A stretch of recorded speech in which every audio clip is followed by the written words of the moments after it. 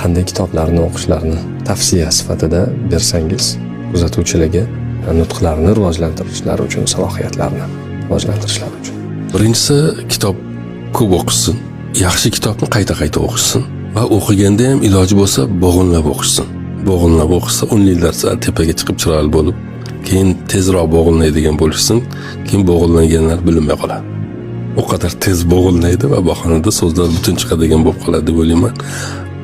Bitta adabiyotlar tavsiya qilsam, masalan, Aristotelning ritorikasini o'qisin.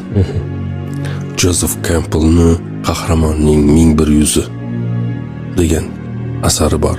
Ayniqsa kino bilan, yozuvchilik bilan shug'ullanadiganlar, qahramonlar yaratish bilan, storytelling bilan shug'ullanadiganlar, sahnalarda nutq qiladiganlar Joseph Campbell'ni bu asarini o'qish kerak.